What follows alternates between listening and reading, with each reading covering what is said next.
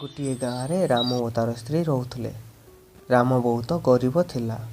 ସେ ପ୍ରତ୍ୟେକ ଦିନ ଜଙ୍ଗଲ ଯାଏ, କାଠ ଆଣି ତାକୁ ନେଇ ବଜାରରେ ବିକେ।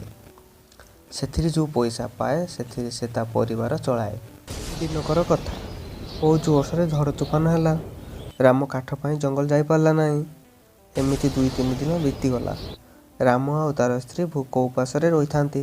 ଟିକିଏ ଝଡ଼ ତୋଫାନ କମିବାରୁ ରାମ କୁରାଢ଼ୀ ନେଇ ଜଙ୍ଗଲକୁ ଗଲା। କିଛି ଉଦା କାଠ ଆଣି ତାକୁ ବଜାରକୁ ବିକିବାକୁ ନେଲା।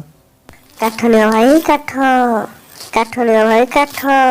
ଉଦା କାଠ ହେଇଥିବାରୁ କେହି ବି କାଠ କିଣିଲେଣି। ରାତି ହେଇଗଲା।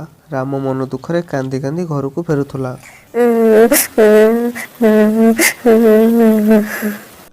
ତାକୁ କେହି ଜଣେ ଡାକୁଥିବାର ଶୁଭିଲା। ସେ ଛିଡ଼ା ହୋଇଗଲା। ଦେଖିଲା ପାଖରେ ଗୋଟିଏ କୂଅ ଅଛି, ଆଉ ସେଠୁ କେହି ତାକୁ ଡାକୁଥିବାର ଶୁଭୁଛି।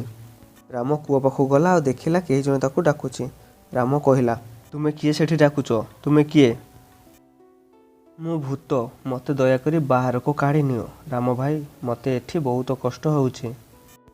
ତମେ କ'ଣ ପାଇଁ କୂଅ ଭିତରକୁ ଗଲ? ରାମ ଭାଇ, ମୁଁ ପାଣି ପିଇବାକୁ ଆସିଥିଲି, କିନ୍ତୁ ମୁଁ ଆଉ ବାହାରକୁ ଯାଇପାରୁନାହିଁ। ମୋତେ ଦୟାକରି ବାହାରକୁ ନେଇଯାଅ। ମୁଁ ତୁମକୁ ଗୋଟିଏ ସୁନା ଅଣ୍ଡା ଦିଆ କୁକୁଡ଼ା ଦେବି। ରାମ ଦେଖିଲା ପାଖରେ ଗୋଟିଏ ରସି ପଡ଼ିଛି, ଆଉ ତାକୁ ନେଇ କୂଅ ଭିତରକୁ ପକାଇଦେଲା ଆଉ କହିଲା, ଭୂତ ଭାଇ, ରସିଟିକୁ ଧରି ଉପରକୁ ଆସ। ଭୂତ ରସିଟିକୁ ଧରି ଉପରକୁ ଆସିଲା ଆଉ ତା କହିବା ମୁତାବକ ରାମକୁ ଗୋଟିଏ ସୁନା ଅଣ୍ଡା ଦିଆ କୁକୁଡ଼ା ଦେଲା। ରାମ କୁକୁଡ଼ାଟିକୁ ନେଇ ଘରକୁ ଗଲା ଆଉ ତା ସ୍ତ୍ରୀକୁ ସବୁ କଥା କହିଲା।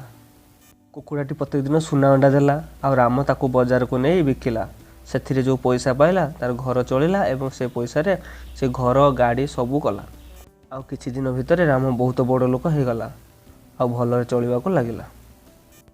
ଯଦି ଗପଟି ଭଲ ଲାଗିଥାଏ, ଲାଇକ୍, ସେୟାର ଆଣ୍ଡ ସବସ୍କ୍ରାଇବ୍ କରନ୍ତୁ।